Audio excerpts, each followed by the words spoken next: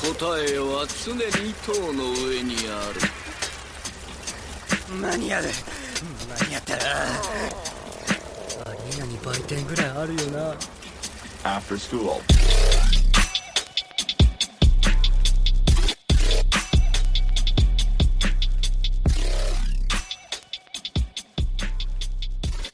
All right, welcome back, everybody, to the Webtoon podcast.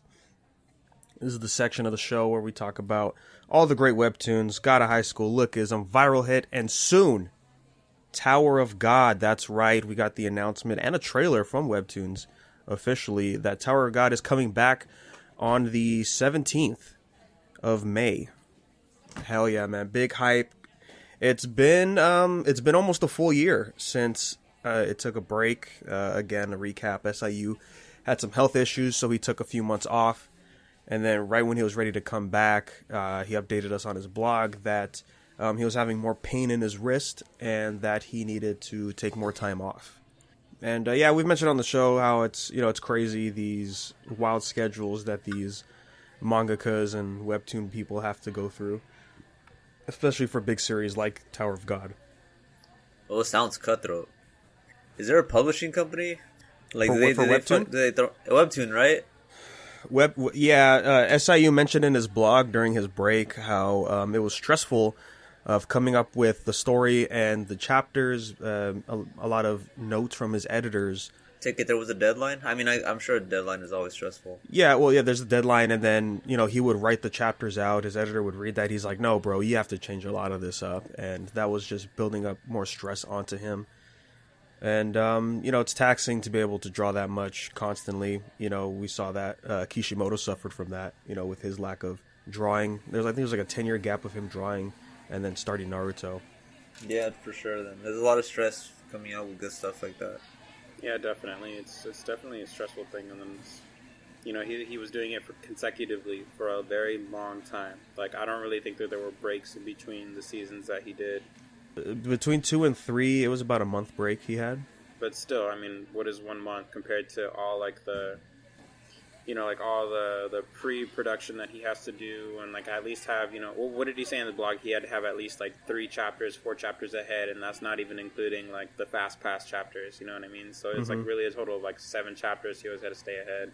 I feel like that 1 month break for him generally was just a physical break. In the meantime, he was still doing all of his storyboarding, just in which direction he wanted the story to take in, and of course he had to make sure that it's being passed through webtoons. So it's a lot, and I would definitely say that this has pretty much been something that's been a long time coming, and just thankfully, with the break that he had, it hadn't extended any longer than it's already been. In hindsight, retrospect, however you want to say it, it's already feel like a blink of an eye. I can't even remember, back from last June when he actually needed to stop to now. It's not out yet. That's what I'm trying to do. This is a DLC we've all been waiting for. And a DLC, it's been delayed quite a few times. I'm as excited as I am now, I gotta be skeptical. What if it's not good? Yeah, well, I think it's great that he got this break. Physically relaxed, mentally relaxed, but also get a wider scope to look at what he wants to do for Tower of God, because things are getting crazy. I know you're not caught up, Oscar, but things are pretty wild with what they're doing right now. The fact that Bam's, the people he's fighting, it's insane that we're at this point already. So I think the break gives him a good chance to really think about where he wants to take the direction. I'm sure a lot of things are probably retconned in his head. Yeah, the trailer was cool for Tower of God. It all looked like new art, but some of it looked like old art as well. So it's not showing too much of what's to come, but it's to get people excited again. When I was watching the trailer, I was like, oh yeah, I kind of remember what's going on. So I'll probably go back and reread a few chapters, at least to the start of this next phase of the arc that it's in right now. Yeah, I'm gonna try to catch up as quickly as I can, and just pay attention to all the little nuances and stuff, just so that way I could really try to wrap my head around what's going on now. And then, we were also really good about kind of foreseeing things and which way that they were going in the story. So hopefully, after I catch up, I can still see a little bit about what's going on if it hasn't changed too abruptly based off how long of a break he's taken, and if he wanted to basically change it from what he had originally. I remember we were also talking about like characters that we hadn't seen for a while. Like I was asking you about like Coon's cousin and stuff like that. Yeah, Ran. And I was like, like these characters, like we need to see a comeback. You know what I mean? And it's just like it's usually that thing where they're just like on multiple floors and like they don't see each other for time skips, and then they usually see each other again like later on. Like, oh, it's 3 years later. Hey, how you doing? Yeah, and also like the fact that there's so many more people working with Bam now. Like almost every major arc, there's a new group that shows up that we're introduced with, and they're the main focus on all of that. So all right, man. So next episode we'll probably talk some Tower. So without further ado, let's go ahead and dive into what we came here for. Viral Hit chapters 43 to 46, wrapping up the One Punch TV arc. Hoban always coming in with the surprises is a great time to see. I like how the fight was paced within like these chapters. It's like there was of course like the beginning of the fight where there's just they come in. What did they say? I'm sorry, Rumi. Well, with the shirts on. Oh, the shirt, yeah. Yeah, and that's just like pretty much the intro of the fight where like something's gonna go down. And I knew it, dude. I knew this guy, her Gyo's brother, is like, I knew that guy didn't want to freaking do anything. None of this fighting stuff for her. And it just showing the backstory behind that with like the second part. Oh, fuck, dude, I'm drawing blanks of him, but I just know he was in the wrong place at the wrong time. Well, he killed his father. He didn't kill him. He turned him into a paraplegic. He cut off his hands. Oh, but he doesn't live with Rumi, though. Or not Rumi, excuse me. No. He doesn't live with Gil. Of course. Yeah. Yeah, I don't know I don't know really how Korea works, or if any of that is kind of like, like actually what would happen in reality. But just the fact that, they don't really have like a child protective services over there. They're like, all right, you're just some elementary school kid and you're going to take care of yourself because your daddy can't take care of you and he can't get a job. He's just going to, I don't know. I don't really know what they do with paraplegics in South Korea. I just have to assume that if he wasn't there, just for the sake of the story, he probably like stayed in a hospital or like just abandoned her. Eventually they would have seen, like at first when he stabbed him, that she was covered in bruises. So like after everything is said and done, he was just like, oh well, you probably shouldn't be with your kid. You know what I mean? Like, what are you gonna do? Punch her with your fucking stubs? It just wouldn't make any sense. But it also doesn't really make any sense that she was left alone. But whatever. Yeah, it's all mainly for the story, right? Because like we'll get into the backstory between them. I was like, oh yeah, this is like classic Lookism right here. Honestly, yeah, that's big vibes from when I was reading this. Yeah, at the beginning of chapter 45, we see a young girl dancing with a teddy bear, and then there's a teddy bear being hung or hanged, and then she calls it mom, and I was like, oh, okay. I knew it, dude. That's crazy. I'm like, this is that kind of like grit that I don't really expect coming. Like, I didn't realize it was this bad. I like when I saw the teddy bear earlier in the earlier chapters, I kind of like thought ahead and maybe it was something like that, but maybe not. But it just, I don't know, man. Just the fact that the brother was there too, and he was just ready to like just tear her a new one for like abandoning him, and then just like seeing her state, which I get it, like I get it too. It's like why is she in that state, in like a fucking, I don't even know. I guess in a hoarder state where she's just she's kind of she can't take care of herself, and how he just turned it around, and it's kind of like, it's crazy how he made her from the One Punch TV in that way, because she didn't know anything else but taking advantage of people, just kind of ruining their lives. And it was something that, it's like, you're right, it's something that he taught her, so of course he's going to have immediate remorse for that. It wasn't going to end unless one of them got their asses kicked or was about ready to kill himself, which is like what happened. Which, fuck Yul, honestly. Yeah, she got that attitude, right? Yeah. I kind of wish this is the last we're going to see of them, but I don't think so. Like, the artist has like plans for them. Yeah, I think when they come back, it's probably going to be as like a more like, well, obviously now at this point they'd be tertiary characters. Coming back in, they'll probably like be like on their own, like and doing whatever sort of course is going to be involved within a significant plot later. You know, probably something also illegal or borderline illegal, whatever the case is, where they're probably just barely turning around, and you know, like Hoban's going to need some muscle, or she's going to need some. She's probably going to give them ideas about like how they can kind of pull off the same thing that she was doing, but not really like hold the moral. You know what I mean? Yeah.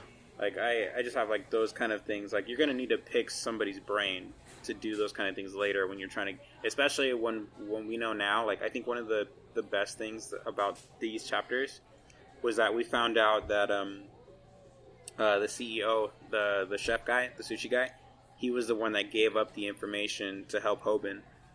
And he was like, "Oh, why would you do that?" You know, like the makeup and animal guy. He's like, "Oh, like I know that you were setting the show up from the beginning. Like, why would you do that?" And he's just like, you know, like just gotta have sharks compete. You gotta have sharks compete with one another. You know what I mean? Like, see which one of them is gonna be the one that takes the meat. You know, which one's the bigger shark. He's like, I only want like the best. And I think that it's something that he didn't even really see coming. Was that even though he helped Hoban in that regard, Hoban was still like, you know what, you're kind of crazy, and I don't think that I want to like work with you, and I don't really think that he would really see that coming, and that I think that's going to work towards Hoban's advantage. You know, it was like what we were talking about a little earlier in a couple weeks back. I was like pretty much foreseeing that Hoban would like team up with his own group of streamers, and they would do like their own company or like do like a startup or something like that.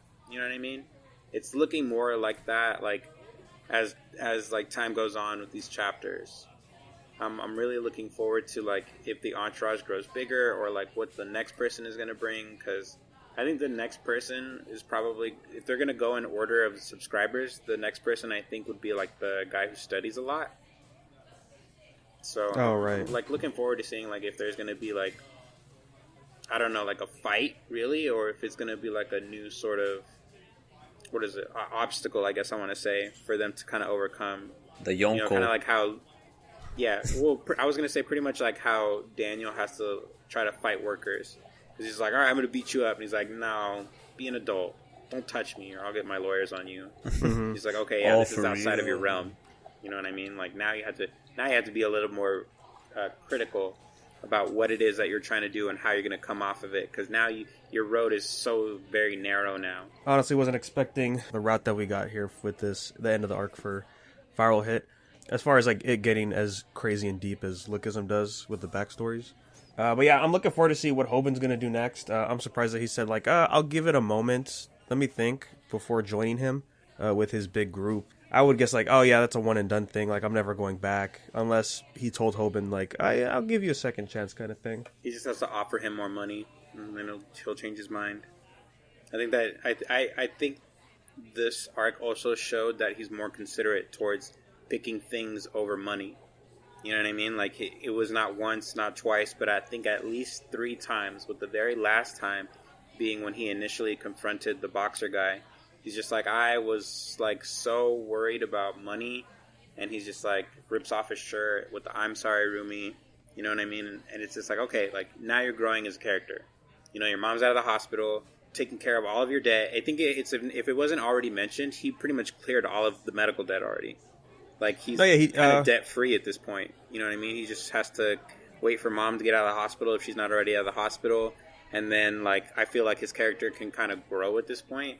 I think one of the initial things that has to happen very soon is his mom is going to find out, or if she didn't already find out about those videos, right? Because she assumed it was viral. Hook, was it? Bomi's phone, she left it next to her mom, or next to Hoban's mom, and then she was watching Viral Hook. And that's when she said, Hoban, I hope you're not doing anything like this on VTube or whatever it's called. But I just imagine, you know, like if she gets over to the house, she comes back home, and then she just sees those videos or like those edited videos on his computer. Yeah. Well, I mean, we saw in these chapters, right, that he was talking to his mom on the phone after he won the fight. And like everyone's all yelling and stuff. I'm like, bro, he's still on the phone. Again, like, yeah, we're always talking about the future for Hoban, you know, and I think it was in these chapters specifically, I was like, man, look at Hoban really putting the effort in fighting. You know, like all the new stuff he learned from the Chicken Man was really great, and just the way he was utilizing it in the passion. I'm like, this has to go in the direction of him like actually wanting to like fight for real, right? Like go into the ring and all that stuff. Like I feel like that's the one option. Yeah, I mean, we'll see how far this arc goes with him fighting this giant conglomerate of channels, as we saw that, like, he, as the main guy said, like, oh, I could always get more, and he has like all those screens of YouTubers just ready to go, you know, that are potential channels to make him money. So we'll see if he wants to take them down or not. And yeah, I think eventually his mom's gonna find out. That has to be a key story point, and that's really gonna question what he wants to do in the future and all of that stuff for the series. Yeah, I am looking forward to what's going on next. I also got to give it up to Best Girl, Gao. Oh my god, she did some shit. Dude, yeah, like the whole initial closure after Gaul tried to jump off the bridge, and then like she survived. She was just fed up. She was like, you know what? I just tried to kill myself out of what I can only assume was like frustration and peer pressure, you know. And she's just like, I have to beat somebody's ass, and she legit thought that she can whoop, what was it, 4 people that were already there: Hoban, Rumi. I keep forgetting the blonde kid's name. Snapper. And then, you know, Gaul shows up in the background with her eye patch. Sick as fuck. Yeah, she's like, what, bitch? Mm-hmm. What are you going to do? Do something. I will run this shit right now. Yeah, I definitely like that whole thing that led up to it. And then she's like talking to her brother at the end. She's like, you're gonna beat up girls for me, right? He's like, no, I'm not gonna do that shit. Fuck Not that. no more. I'm not doing shit for you anymore. I will say I liked how when he woke up after getting knocked out by Hoban, he was like, oh, finally, I could stop. Yeah. Breath of fresh air. I mean, after years of doing this fucking bullshit, dude, I would do the same. Like, I feel the same. Yeah, he just needed that push to realize, like, I need to stop feeding this problem. He needed somebody else to kick his ass. Do you guys think that he was right or wrong for confronting what's-his-face at the end of that chapter? I think he's right. Yeah, he's right for sure. Because it's a whole, like, I guess it's that brotherly love thing where he's just, he's like, don't fuck with my sister, and then we're good. And who gave him he's the one who gave him the fucking info on her, right? Yeah, he leaked the info to Hoban. Yeah. Apparently he caught wind of that. So it's like, but then again, I don't know how, like, I kind of get it too, like, where you're coming from, like, why it shouldn't be like that, because it's like, it's business, bro. Like, it's cutthroat. Yeah, dude. Cutthroat. Yeah, that's basically his reasoning right there, you know. The inclusion for doing what he has to do or whatever he wants to do. He's like, I'm just trying to make my company the best company. He already knows there's no shortage of potential out there. That's like why he has like his little, like, I don't even know what you would call it, like Batcave monitoring system with like all of those fucking YouTubers simultaneously playing their videos all at the same time. And he's just not even looking at any of them and reading a magazine instead. Like, to me, it's just like, okay, like, he's obviously on some top tier, like, Megamind shit, and I really don't know what's going on through his head. But can I just stop for a second and just say, I'm super over every badass motherfucker with a full bodysuit of tattoos. Dude, honestly, me too. Like, I just have to imagine, like, I get it. Like, I can only assume the fact that you're 17 and you already have a full bodysuit, like, you must have gone through some shit. Why are you all of a sudden, like, basically as important as a crime boss, and you're just 17, just 21, just 23? Like, I mean, come on. Like, I can do without a lot, but I feel like not to really pick and choose on the tattoos exactly, but just kind of what they represent. Because you already know, like, when we see people like that, you're essentially a criminal. Like, no bullshit. Like, you're top shit. You got the intellect of a criminal, the brawn of a criminal, like the wisdom of a criminal, and you're hot shit. You're trying to do all of this stuff. So, like, that's kind of like your motif. I just wish that they can kind of portray that towards a different... I want them to portray that differently. It shouldn't really have to be that way. in order for them to really come across and make that kind of mark on the reader. I'm gonna honestly just like look back to lookism here for a second. Like, we had some pretty powerful people even before they had tattoos. Like, some of them just have like really, and I mean just like the really small ones, like the people from Hostel with the lowercase h. You know, I think Ollie Wang had some extra tattoos, but that wasn't until after his training and stuff like that. And I think he only had them on like his arms and stuff. Arms and torso, yeah. You could take like Warren, or well, he's not technically a bad guy, but when he was like basically like the antagonist before Eli and him, like, and everybody got their shit together, it's like you can kind of get that, you know, those kind of nuances off of those kind of people. You just know that they were eventually going to be changed. I think the only person that I really can't like stay that for would be Vasco, because Vasco is like already tatted everywhere. I think it's just on his back, or he doesn't have a full body. I think it's just his back and his chest, right? I don't really know. Vasco, it's his arms and his chest. His arms and his chest. Yeah. Yeah. And then there's a reason why he has the tattoos. So at least we get that backstory. Yeah, there was. I gotta reread this stuff. It's gonna be hard though. The shit wasn't really that important at this time, but I think if it was like he got like these scars or something because he was bullied as a kid. Yeah, it was all the burns and scars on his body. That's right.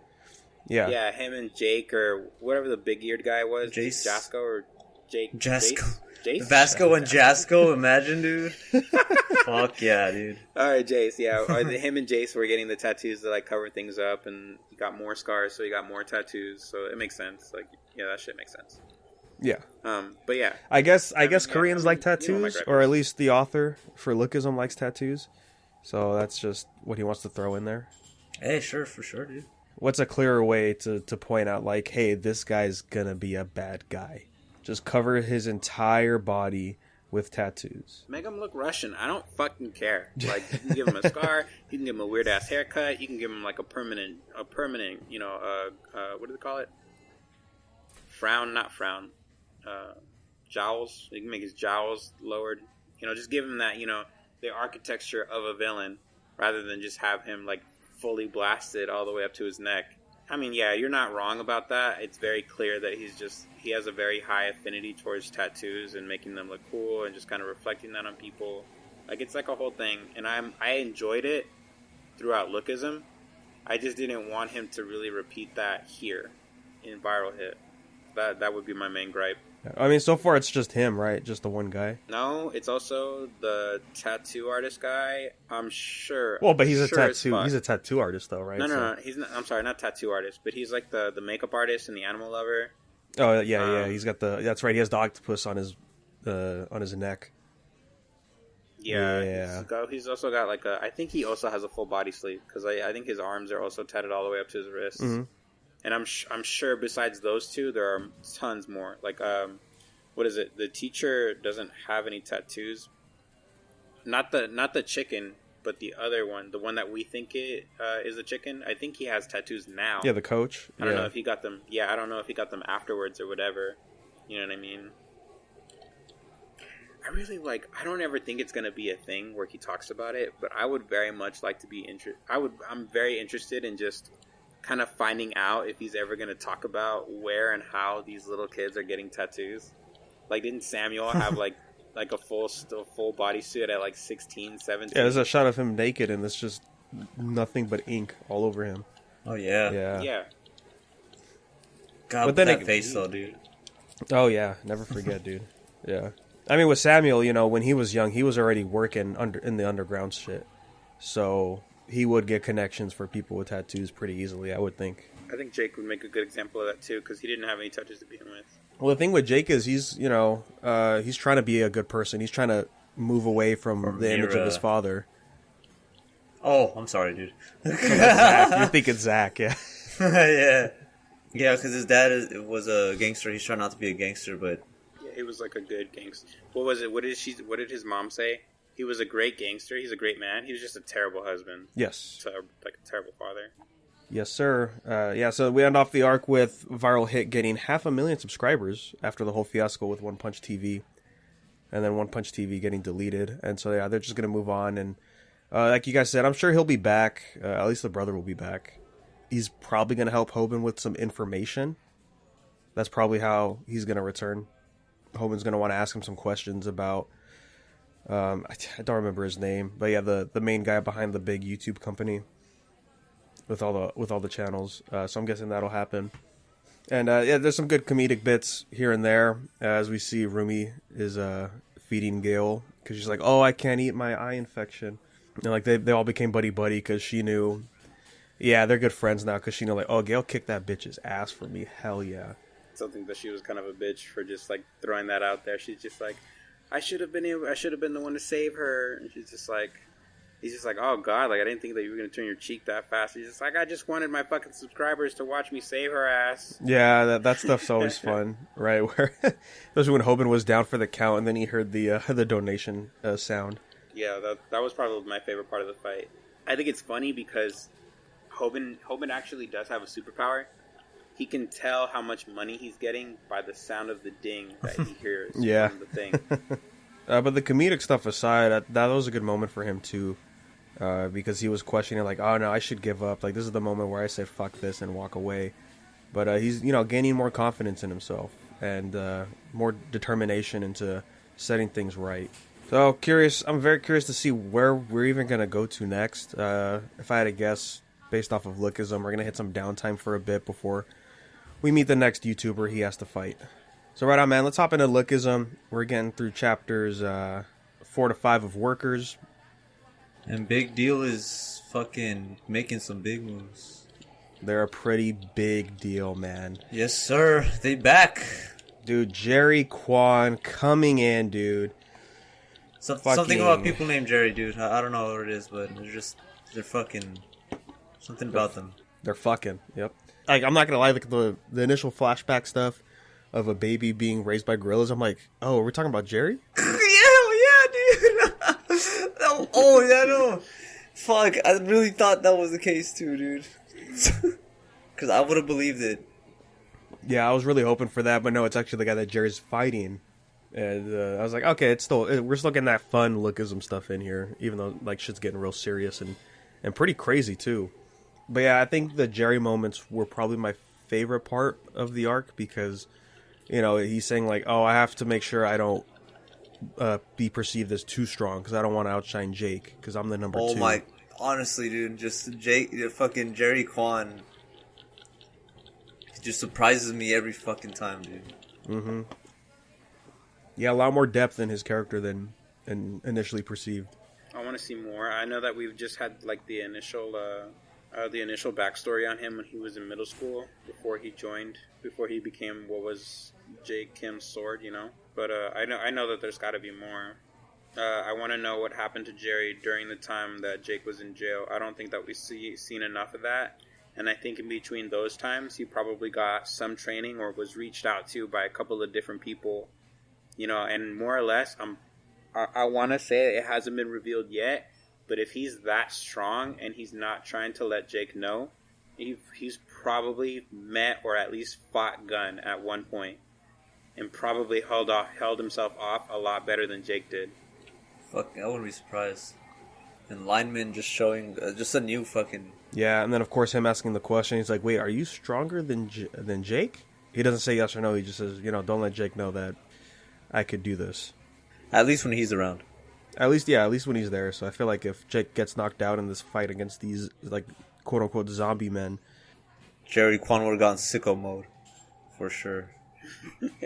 Yeah, he's about to do the dubstep fight, Yeah, speaking of which, yeah, crazy, the Chinese are coming in, they're really showing their cards, and honestly, more classic Lookism with these characters, right? There's an interesting backstory with all like these bald Chinese men coming in, all burning everything. It's like, oh no, yeah, they were taken in by Vivi's father, and then they were trained to the extreme to not feel pain, pretty much. Like they owe their lives to her father. And I was like, oh, okay, that's a cool, interesting thing to throw into the world of Lookism. Oh yeah, also the music changed, and it sounds like Yakuza music, not gonna lie. I legit was not about to sit there for like 10 minutes listening to that shit blaring as soon as I started the chapter. I read some like Vasco got hit by those burned men, and the music popped up right at that moment, make it climax right when like he was about to move, and then you just see like, what does it smell? Gasoline? And then the music just got hype. I'm like, no, M chapter. I'm like, oh So this music is a great touch, dude. Really, really hypes up what's going on and like while you're reading.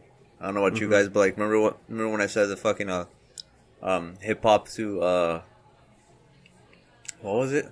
I think it was Scott High School when they were fighting. Oh yeah. Yeah. Back before it was Dragon Ball Z status, when it was just like Re Taekwondo and ITF. It's got the same kind of vibe, for sure. Exactly. Yeah. I like them bringing in these people now because it's presenting a new challenge for the J High boys, because it's like now we're stepping into the real world. We're going international. Yeah, we're not just fighting people just to fight people anymore. It's like this is a life or death situation. How are these high schoolers going to handle that? Yeah. Because like look at Vivi, you know, she's living in Korea because she'll get arrested in China because they're smuggling drugs, and then we get that shot in these chapters of like, hey, make sure you don't break any of these drugs. We have to hide them. And man, poor Zach, he's just out cold out in front of the hotel lobby, like we knew he was gonna be, but he never stood a chance. Poor guy.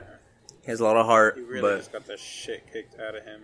even with one eye, Johan will still kick his ass. yeah, he's getting lapped on the race over here, dude. It's like we talked about this before. It's just like there's only so much a boxer can do, and it's just like eventually when he does find his outlet, you know, by that point, I don't think that he's going to be able to catch up with anybody. He's just immediately going to be superseded by somebody else and their whole shenanigan, their whole shtick. Again, more comedy just kicking in at the right moments with Daniel here talking to J. Kim. He's like, "Oh, I'll help you. I'm gonna stay here take a nap." He looks so serious. Yeah, it caught me off guard. I was like, "What?" And I was like, "Oh no, yeah, he has to sleep so that way he can actually help." That's Me too, right. dude. I forgot until like he actually is like, "Fuck, I can't sleep." And the other Daniel's off in fucking Green Hill Dude, Zone. he's playing Super Mario Galaxy 3, bro. He's lost. He's playing Yeah. Pikmin 7. Yeah, too many mushroom spores in his system. I can't wait to see like Xiaolong just start getting up and moving. Like I saw when Big Deal came through the elevators and they pretty much like sweep the floor with everybody, and the look on his face was like surprise. I'm sure. I think I could be looking too much into it, but I think it's gonna be that kind of like, I'm surprised these guys didn't get taken out or something, and not be surprised by their strength, because Xiaolong looks like that kind of dude. Yeah, I'm hyped for Jake to fight him. He has tattoos on his back for sure. Oh, for sure. Yeah, easy money. Dude, I wouldn't be surprised if he just has the Akuma tattoo on his back.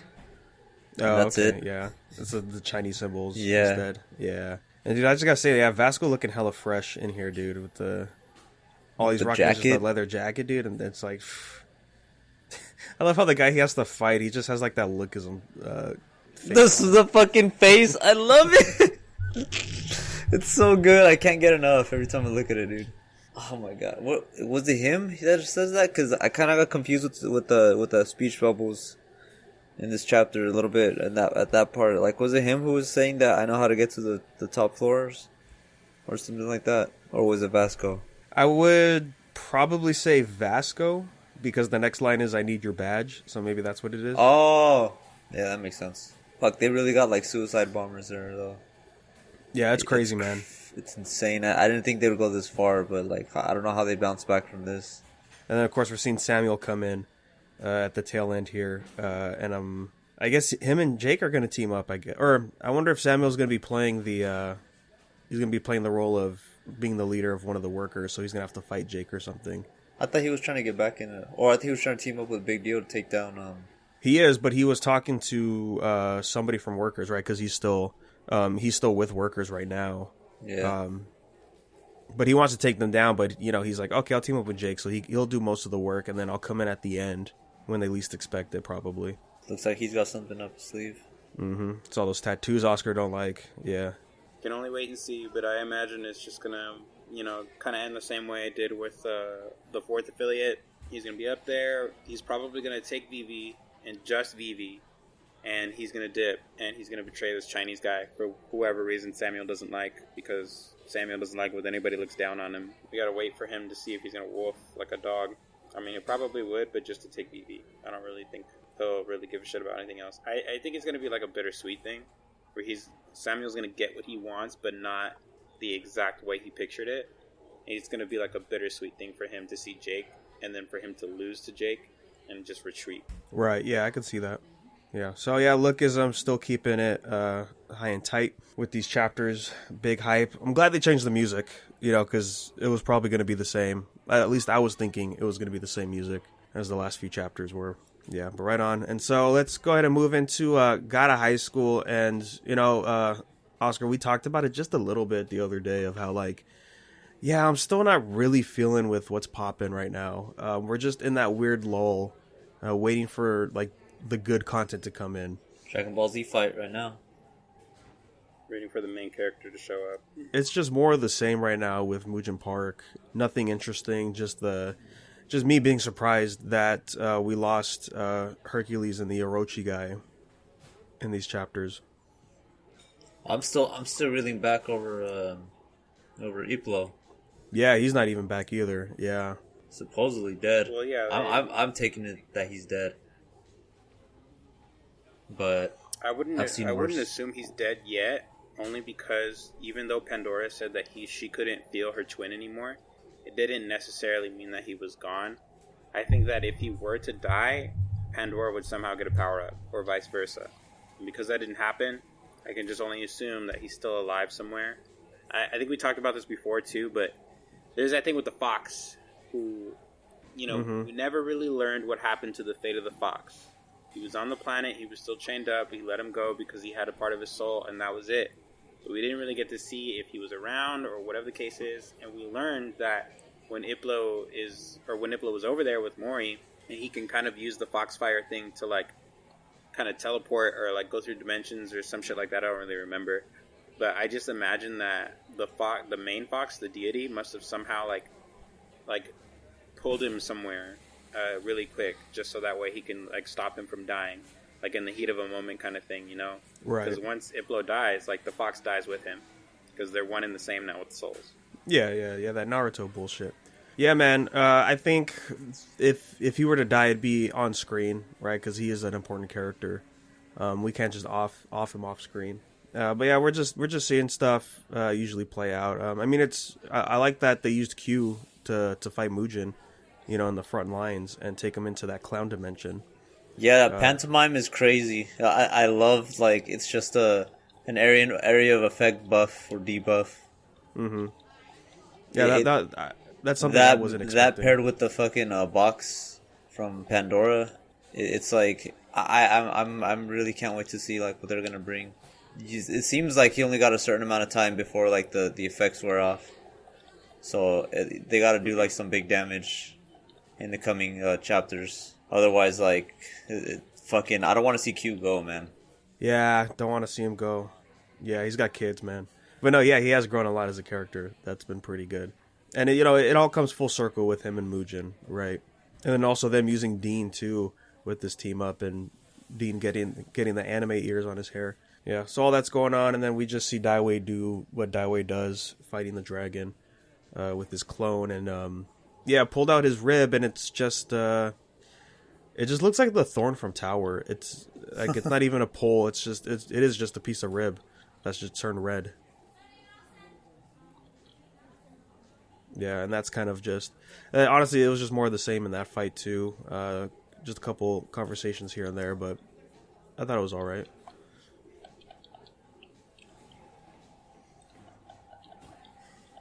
But yeah, again, we're just... for me, I'm mainly just waiting to see what...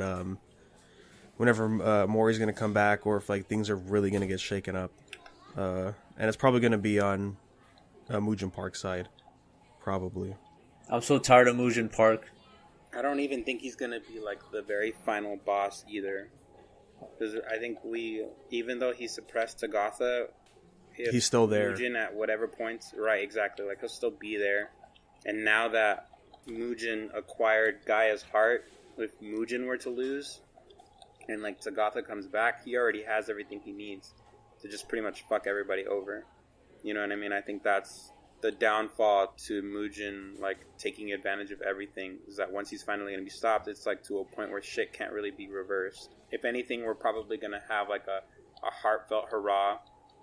Like, I can only control him for so much longer, you need to kill me now, or you need to take this shit from me, or do whatever, or find another catalyst for Guy's heart, like, whatever.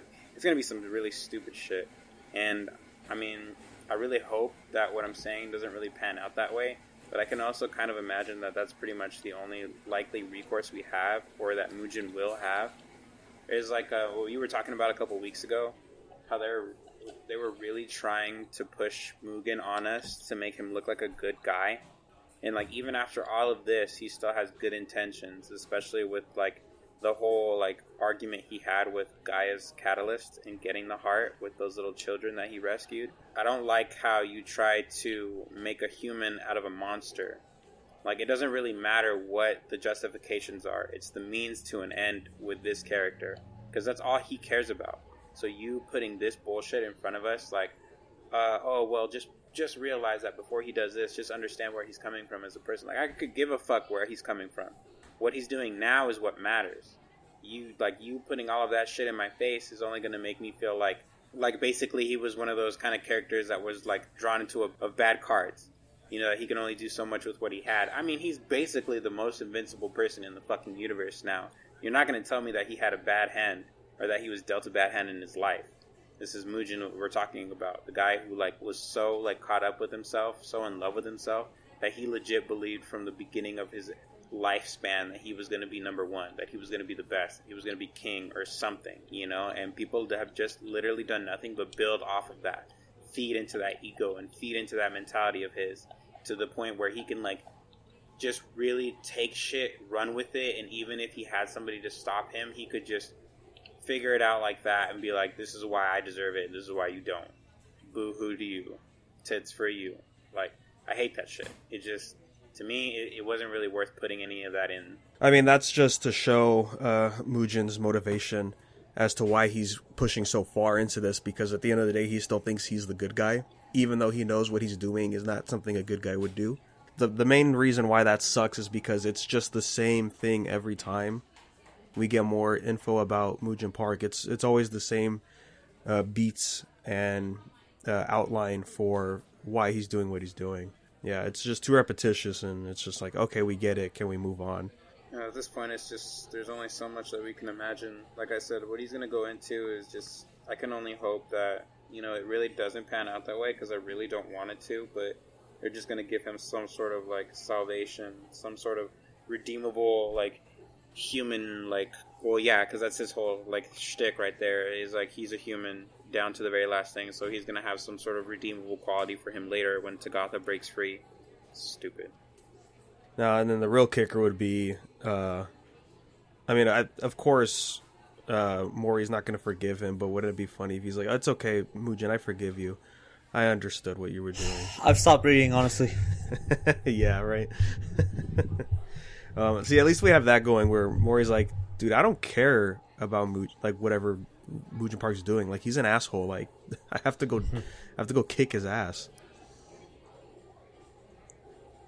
Yeah, didn't they even like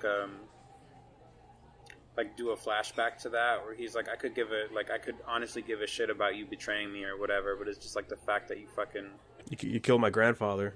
Yeah, that's the only reason Mori's kind of doing this. Well, now it's a little different because of the whole Gaia situation. But no, at the end of the day, he's like, no, fuck you. You killed my grandpa.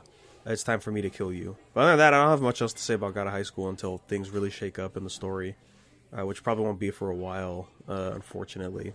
Yeah, I am looking forward to see how Q's going to handle fighting Mugen, though. I have a feeling that Daiwi might actually fucking come in. Die this sword. Oh, this time? Yeah. Yeah. Well, I mean, he did get his goal, right? He married the girl, so yeah, that's true. Well, they'll probably whatever happened to that kid, he died, right? The one that had the shit in his eye. Oh yeah, Daiwi too. Or did a haunt again? Oh no, he didn't go with her. I think he did die. Well, all right, man. While we wait for God of High School to get more interesting, and for Tower God to come back, that'll wrap us up today, guys.